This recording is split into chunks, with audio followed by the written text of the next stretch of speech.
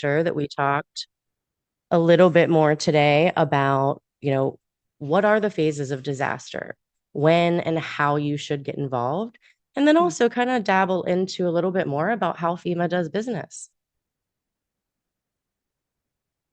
So tell me, Robert, what typically would you recommend for a new small business? We're going to start with the new small businesses because I know, FEMA operates with advanced contracts, but when there's a disaster, it's not just FEMA.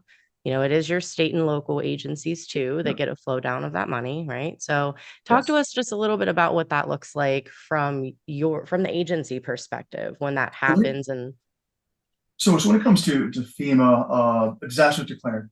And so just so everyone knows, I used to be a contracting officer at FEMA and a couple other agencies as well. So I understand both sides, project management and the contracting side. So this is the closest you're going to get to seeing all sides and actually fully understanding it, unless you know somebody else. So what I'll say is when a disaster is declared, usually it is a city, county, they go through the regular process, and they nominate, it goes all the way up to the state approves it, and then it goes over to the region, like Region 6 in Texas will push it over to, to the president's office. They'll approve it and it works its way back down.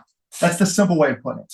However, not every disaster is considered declared or will be declared by the president. So what I tell everybody is when it comes to the disaster dollars, you always want to look at your city, your county, your state, if they have a procurement going, because some money is trickled down. There are in forms of grants. But then you also want to look at the state level and then the federal level to stay in just one lane of, hey, I'm waiting for FEMA contracts is not the way to go because there's too many other approaches that are coming. And being a new business into government contracts, I would recommend don't be afraid to be a subcontractor because you want to work with a client that understands the contract administration side that occurs. This isn't like a commercial world where you're sitting there going, oh, I'm going to go remove debris. No, it's not that easy. Yeah, you may go remove debris and it's done. However, if the government's going to go, hey, do you have permits in place? Which place are you dropping off at? Have your employees been, depending on the contract, have they been trained in privacy training, which is like an hour long, or training in OPSEC? You have roughly about 4 hours in training that may need to be done per contract. Did you price for that? And some of those contracts have subcontract flow down, which means you have to do it anyway. But in my experience, nobody ever asked for those documents unless I'm the contracting officer or at that time now being project management and a COR, I always ask for those documents. So that's what I would recommend looking out for. thank you. I know one thing that's sort of new between the time, I know we covered this back in 2021 and again now. And one thing that's changed between now and then is that FEMA has an actual process for engagement now.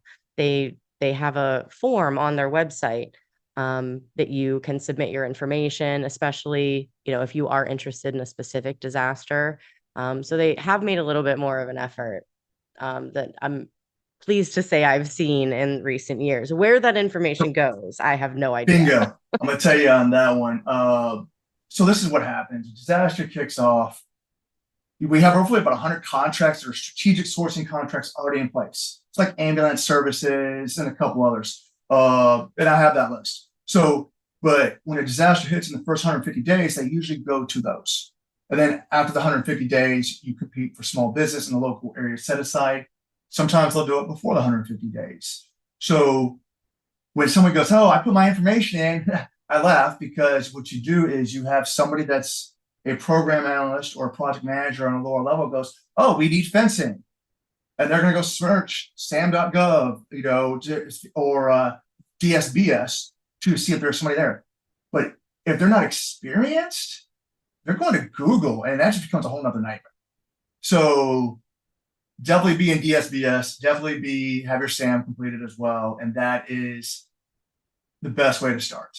So if I wanted to get into disaster relief, what different components are there when it comes to disaster relief? I've seen like grant management services. I've seen, tons of support when it comes to relief. What does that look like? And is that more in the FEMA section or is that more like city and states and locals? How does that work? So with grants, FEMA gives a grant to a declared disaster, and it gets trickled from the state and it trickles down. I have a friend that's her expertise is grants.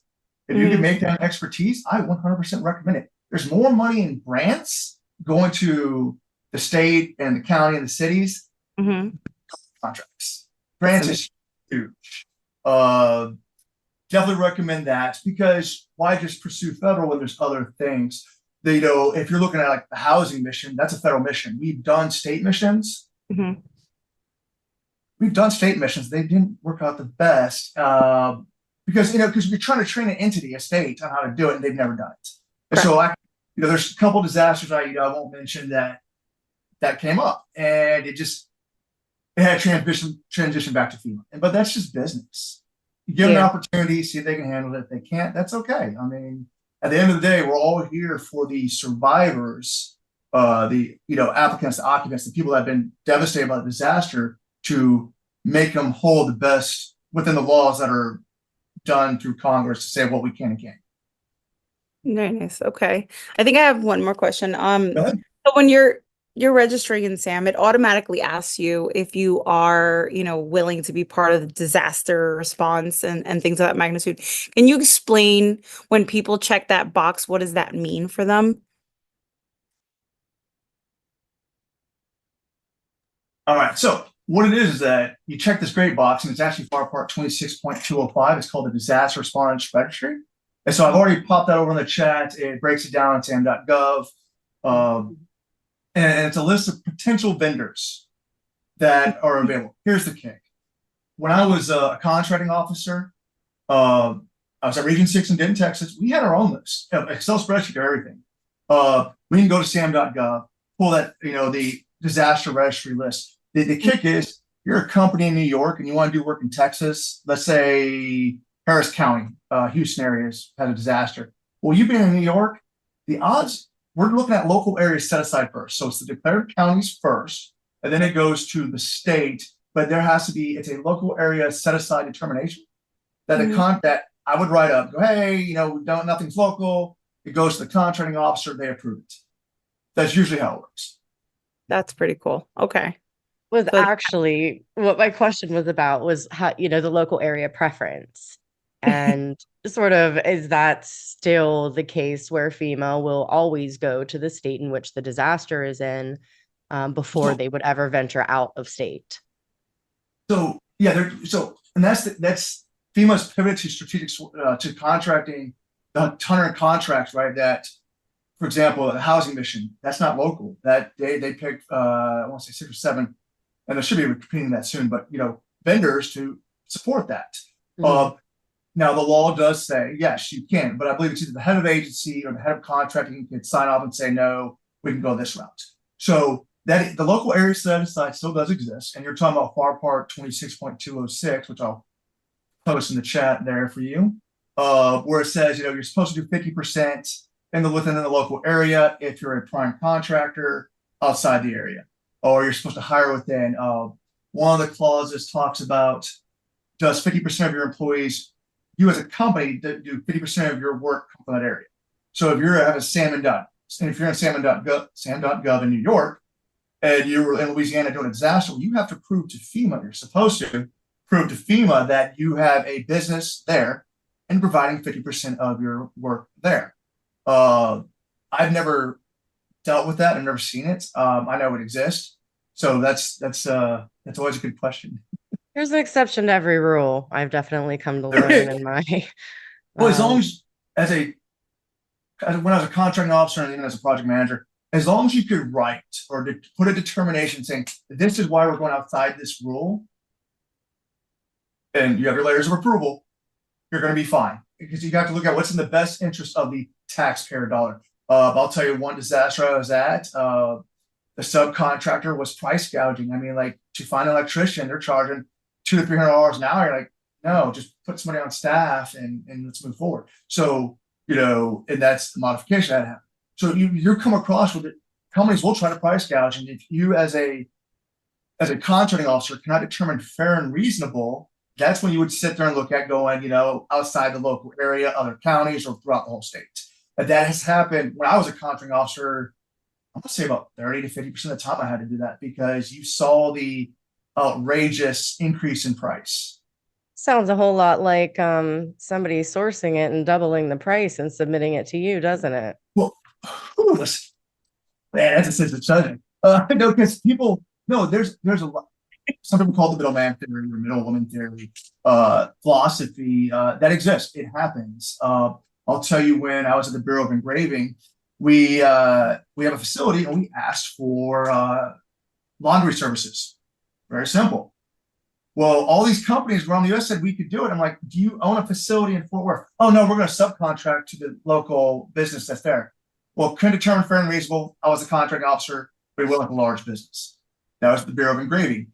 So that's where you have to have in the government the right input, because we're just people like everybody else. We all make mistakes. We all have human behaviors. That's where they have to sit there and go, do they actually own a building? Do they lease a building? You know, are they in the local area? I mean, this is a business. And some people don't have that in the government. Yeah, that's very yes, that's very true. It's kind of very common to either have one side or the other, right? But even with the business acumen, you know, you can kind of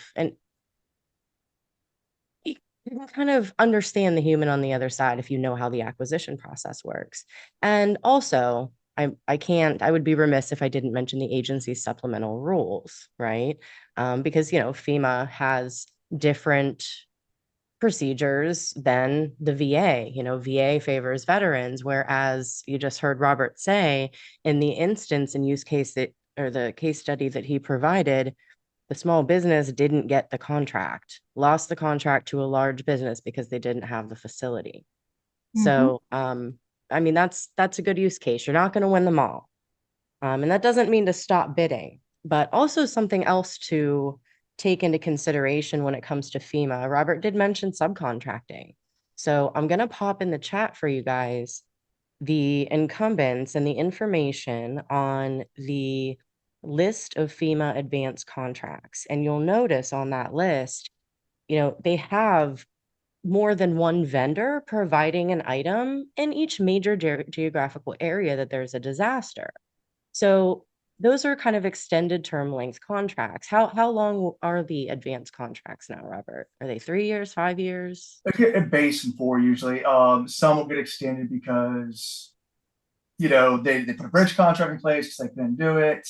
There's so many different routes to go on that. But usually it's a base. And now I think 8A, they're only allowing 3 years as a direct award, is the last thing I heard for FEMA anyway. Okay.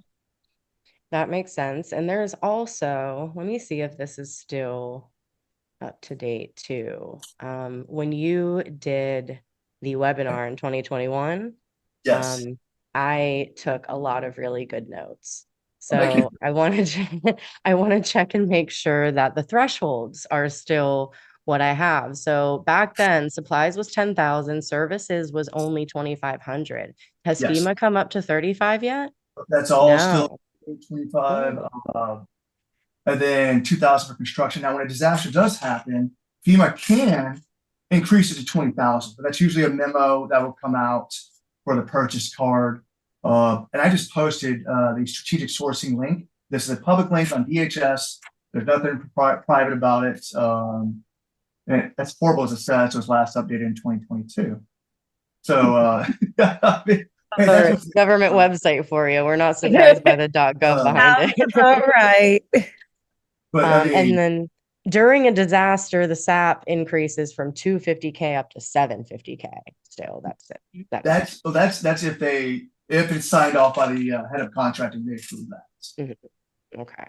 So we're talking about, and I'll pop these in the chat too. Here's a question I wanted to ask. Have there been any changes in sort of things that you didn't buy before that now you're having to buy post-COVID? Like new things that have been needed recently that you were like, oh, I don't remember buying that before. No, or is it still the same stuff? We're a business just like everybody else. It's probably the same furniture, the same equipment. Every disaster is the same. Okay, we got to lease a building. We got to get security in place. We got to get furniture. It's think of it just like a business. It's just, what is the business provide? And once you realize that's the go-to thing. So like a lot of companies will try to, and this is good for your construction, your 8A, or sorry, janitorial, grounds maintenance. They all want to go after government contracts. Go look at GSA leases. I'm not saying go, lease it. Find out who owns the lease, public information, and go, hey, I can provide this service for you, because a lease can stay in place for a year up to 20 years. Mhm. So, I mean, there's some vendors that will stay in the same area for 10 years because it's the first right of refusal, because the owner of the building, the GSA lease, they own it. Totally different set of clauses that go into effect.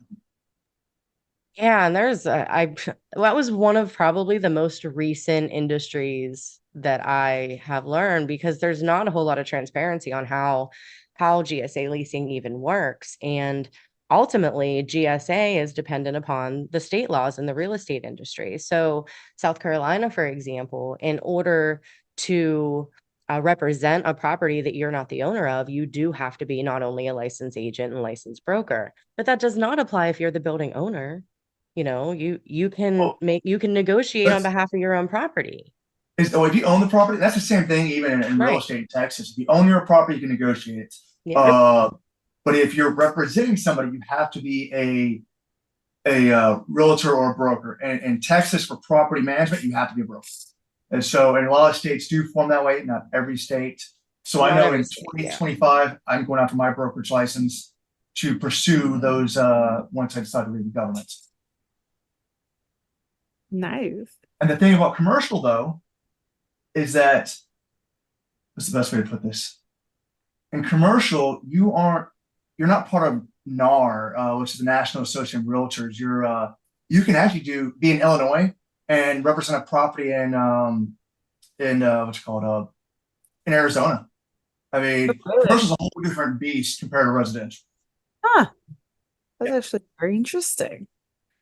I Yeah, actually have a client who's doing fairly well.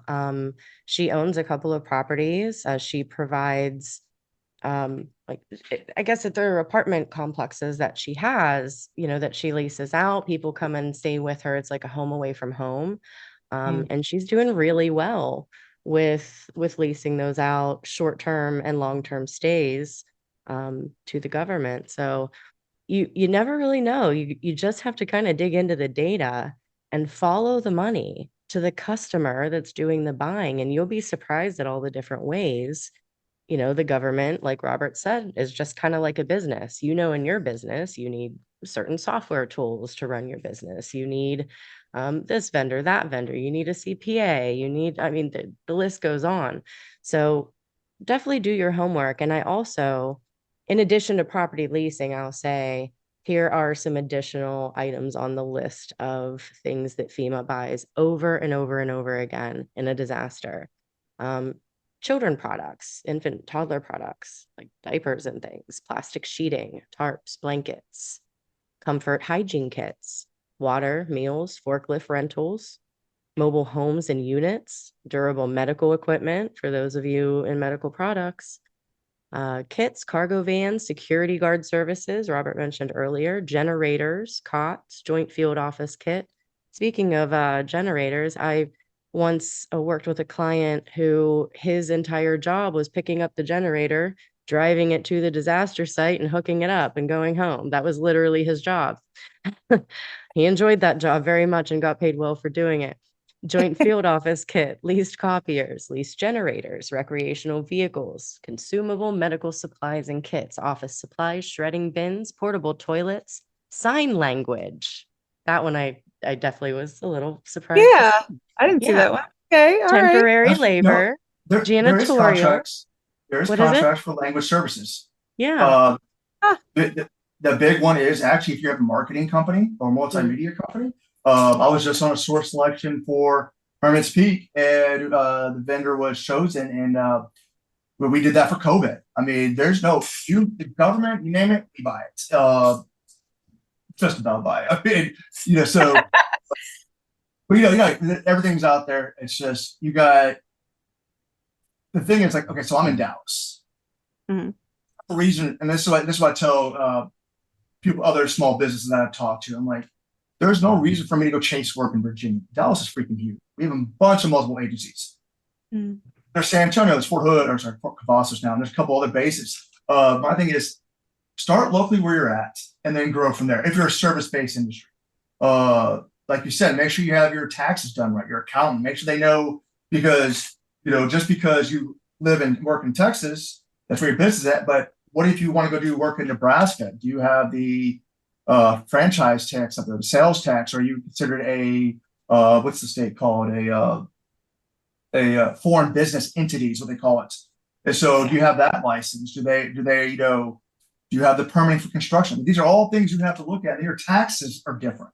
And so, just something I tell everybody: you make sure you want to know your numbers before you start jumping to other states. Understand the payroll. Understand there is a difference.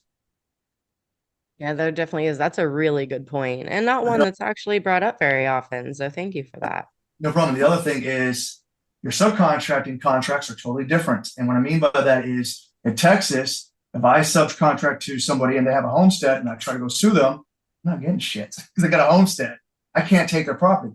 Other states you can.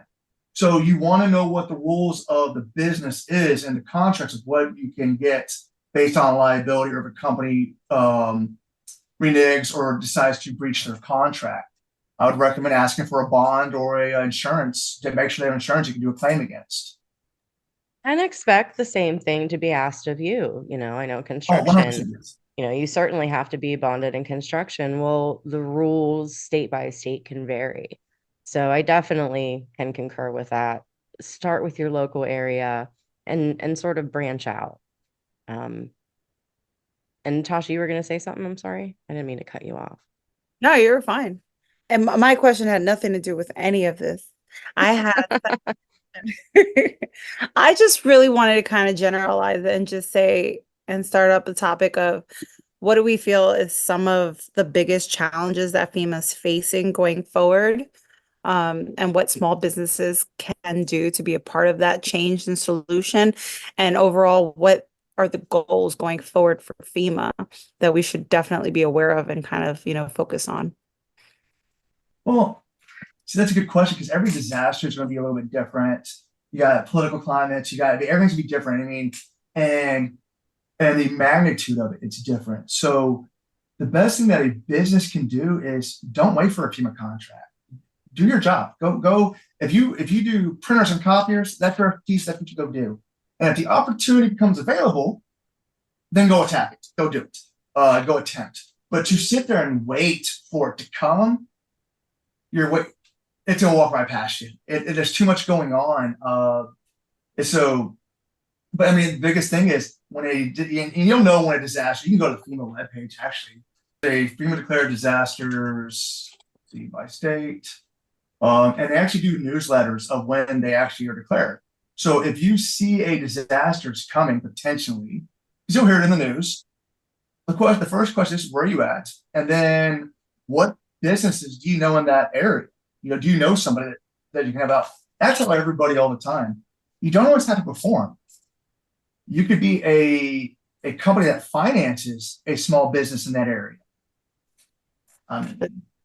That's, or you could provide contract management or some type of back end services, or just there's so many different ways to go after it. You have to have the imagination to go do it. And so I just dropped in the chat as well the FEMA disaster declarations.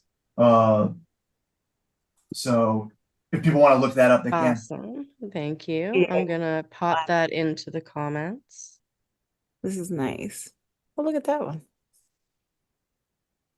There we go. Here come the disaster declarations. And if on your SAM registration you did elect to be listed in the disaster response registry, you also do get notified via email when the federal government declares a disaster.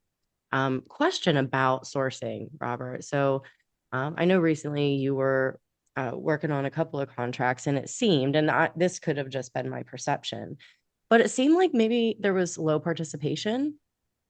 And I'm just wondering, was that an isolated situation? Is it becoming harder to find small businesses? Actually, it's hit and miss. I'm gonna tell you why.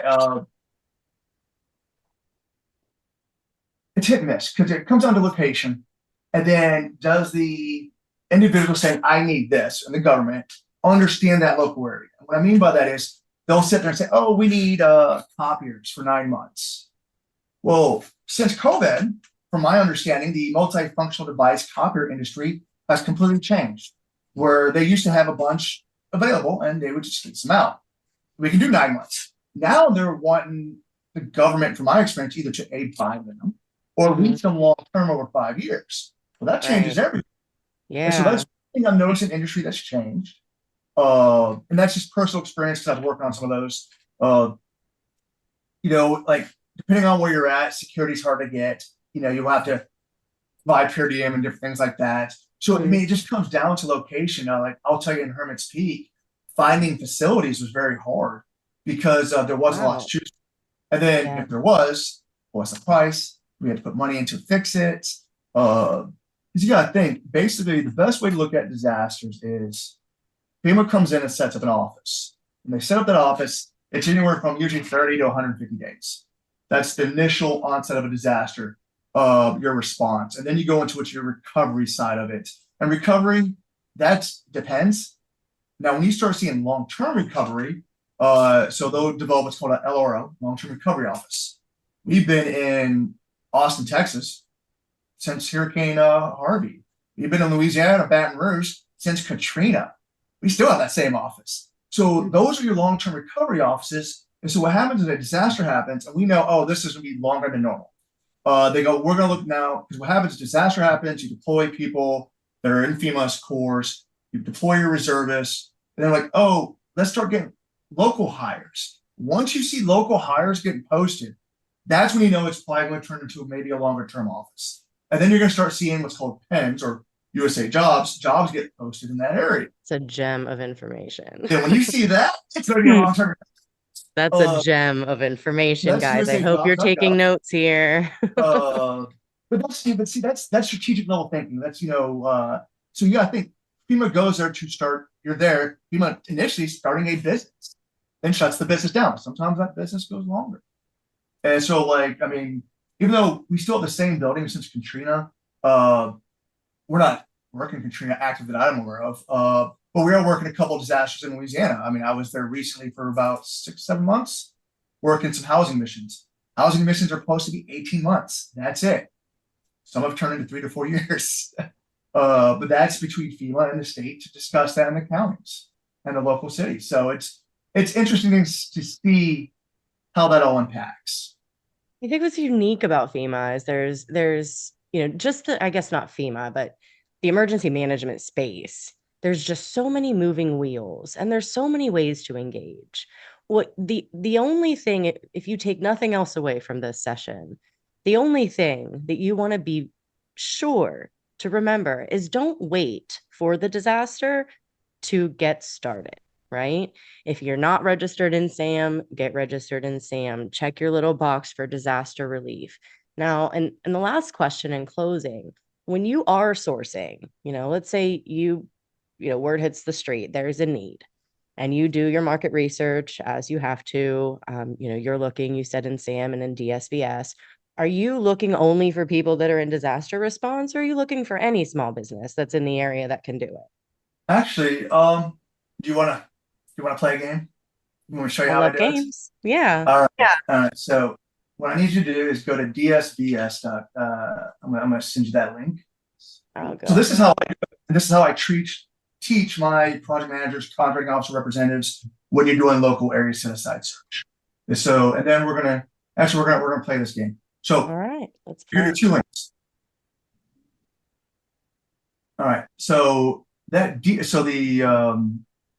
link did we want to do first? Let's go to a disaster. Go to that FEMA disaster site I sent you by location. Click Oh, that one. hold on 1 second. Where's the chat? It moved on me.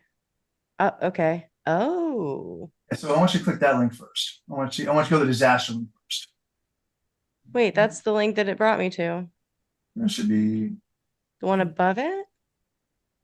no. That's ESF. I'll repost it.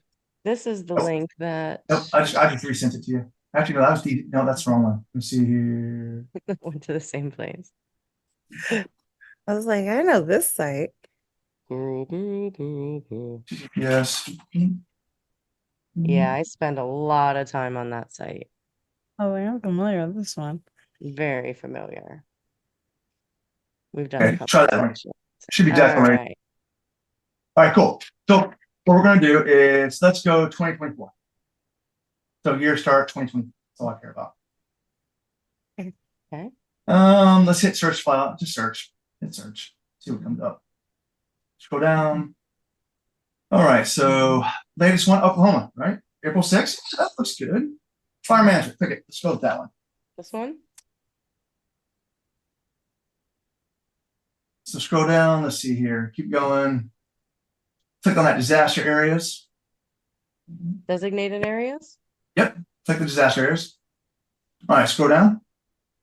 All right. See what is this. Keep going down. Because we're looking at individual, because you're going to have two things, individual assistance and public assistance. All right. So I'm going to teach you this. It says individual assistance, probably going to contracts, just so you're aware. If you see public assistance, that's grants. That's kind of the trick. You may see both in both areas, but majority of the time, if you see an IA mission, you're going to see contracts probably go into place. If you see public assistance, majority of the time, that's going to be your grants because it's a state, local, tribe eligible for assistance in repair of disaster damaged facilities. Okay, so click back. We're gonna pick a different disaster. That's why it's not a little bit older. Good information. Okay. Flooding. Yeah, sure. Maine? I don't think. Let's go to Maine. Let's go check out. Let's go check out what's going on in Maine. Okay, so we got red. Keep going. So that's looks like the whole state. If you click the designated areas, because I want to show you a map that has something a little bit different. So I don't want the whole states. Keep going down. Okay, yeah. So actually, this works. This is good. Okay, so as you can see here on this map, there is no designation, which means these are not declared. Those counties. Okay. You see the little brown? That's individual assistance, and they're doing both public assistance. So what I'm going to do is look at those counties first. So let's just pick. I can't even read that. It's so blurry on my screen. What's the big city in one of those counties? The closest. Washington. I couldn't tell you. Kingston. That's a Natasha question. Which county you want to look at? Washington. Washington. Okay, so go Washington County. Okay, so go back to SBA dynamic search. All right. So go to Washington. Or sorry, go to Maine. County, I'm sorry. Maine, right? Click Maine. Maine. Yep. Then click over here on the counties. Oh, there it is. There you go. Look up. Yeah, there you go. Oh, now what we're going to do is we're just going to keep scrolling down. We're not going to do. We don't care about women owned or any of that stuff right now. Keep going down. So usually what I do, stop right there. I usually either we use a next code or a keyword, right? Now we don't care about that right now. We just want to know what businesses are in that county. So keep scrolling down. There should be a way in here that says keep going. We're not worried about set asides because it's going to be small businesses that show up. Keep going. Keep going. Okay, yeah, we want active only. We don't want anything expired. Get rid of expired stuff. We want active only. Scroll all the way down. Okay, and this is, you can edit your columns here, which is great. Add the email address and we don't want to edit now. That's a whole different class we can give. Yeah. Because I have one on that. I usually will pull an Excel and I'll email all the vendors in that area. Hey, so keep going to the bottom, hit search, just hit search. So you'll do a quick mail merge, basically. Yes. Yeah. So right now there's only 26 businesses in that area.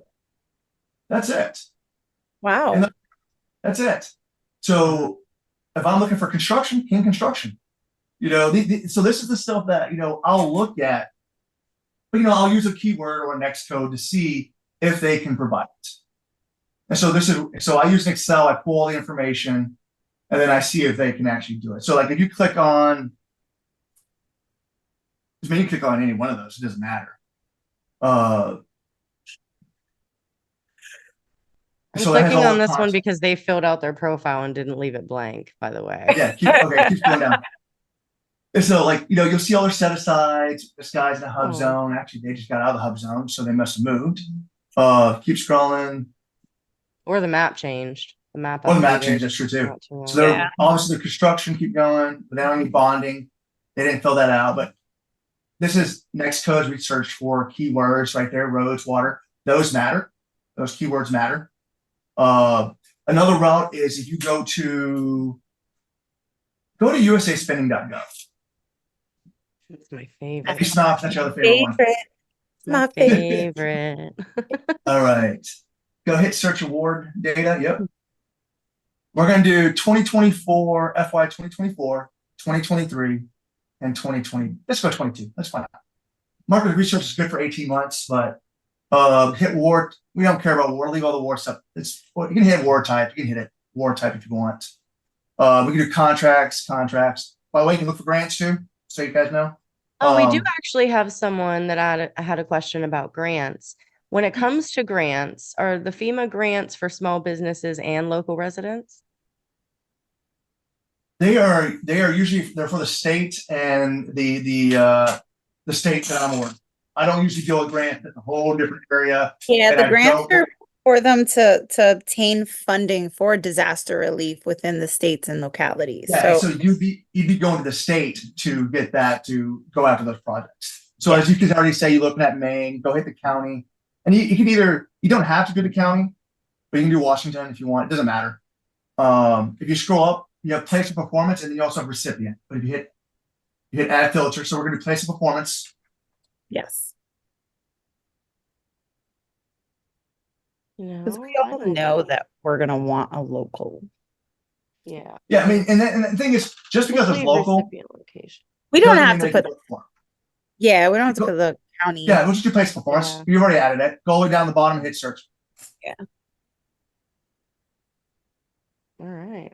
So we could tell you in that county in the last roughly three years, give or take, Whoops. you're going to there you go. So you see, go back to the main page on that. Scroll up because you want to go to table. Just go to table. So you can see there's 186 contracts that's in this area. You can look at the end and start dates, total obligated. This is stuff I would look at, but like go to the place you were in that you were just at. Table. So you go to categories. So I'll go by agency. Agency? Go by agency. Warning agency. Hit sub-agency. Because FEMA is a sub-agency. So there's a big Navy preference up there. FEMA's not even in the top 10. Nope. Oh, we're not even in here. So Nope. see, this is a prime example I want to show you is that don't wait on FEMA. If you're in that area, you see there's a big presence in the Navy, Department of Agriculture Marketing. And then you can go to your next coach. So this is a rabbit hole that you can go down and get just totally have fun and dating. Yeah, there's a lot of information in here, a lot of it, and how you use it in your strategy, kind of depends on what you do. But this is the stuff I nerd out over. I can This go is on what we forever. call a market analysis. Yes. And guess what? The government does it too. And this is what I teach everybody to do because it's a market analysis. And so when I sit there and I look at businesses and go, oh, do you have past performance? And they're like, oh, yeah, I got lots of past performance in the government. I'm like, let's find out. Unless you can prove to me otherwise. And you'll be surprised how many people think they're a subcontractor. Yeah, they're doing business, but they're a subcontractor. They're relying on the prime to provide information and what to do. And I will say that if they're a named subcontractor on a contract that included a subcontracting plan, the system will also give you that information too. Yeah. Actually, yes, it will. And if it's over $35,000, they're supposed to report it by October 31st of every year. There's a clause of does everybody do it? And let's be honest. Now, there's a lot of there's exceptions to every rule. I mean, we kind of know that. That's Oh, nobody cares until you say something. I mean, that's the biggest thing. It's when does somebody say something? Speaking of saying something, anyone want to talk about that precedent that was just set? I feel like it was such a big decision and something I see so often that I would be silly not to mention it during our session tonight. So there was a recent protest at GAO. I mean, the decision was issued, and the situation was after the bid was submitted or the proposal was submitted, and before the award, The contractor Sam lapsed for like 2 days from what I understand. Now I haven't read all of the documents yet, but GAO ruled in the favor of the protester, and that company lost the contract because they let their SAM lapse for 2 days during the competition cycle. Wow. Guys, do But not wait until the 11th hour to renew your SAM. If y'all are bidding, you should be renewing quarterly. I will die on that hill. I will. That's a yeah. stupid reason to just throw 80 hours of wasted time down the drain. Oh, there's so many ways to protest a company. You and I've talked in the past. I'm in a couple lawsuits. I've won, I've lost. I've helped companies win and lose, and it sucks. At the end of the day, when you have a judge or a jury making a decision, what side of the bed do they wake up on? At the end of the day, I mean, one case could be dead right. You have a whole different judge, and they have a whole different opinion. So when I tell anybody you decide to go sue, flip a coin because you just don't know how it's going to go. That's true. I'm just being honest. So when you work with a company, do your due diligence, have that agreement in place, because good faith doesn't mean shit. I'm sorry to be very upfront. There's very few companies that operate on hey, I'm here in good faith. Yeah. Unfortunately, that's the case. Sadly. It is very. It's It sad, was yes. so great having you here. Thank I you know. for joining us today. I know we went way over, but that's okay. I certainly don't mind. That was really good stuff. And I had to throw that protest in there. I couldn't even imagine. I mean, myself, I've gone in there 4 times already this year, and it's only the beginning of April. I have updated my registration 4 times already. Now, that was because there was something change I wanted to make, a code I wanted to add or whatnot.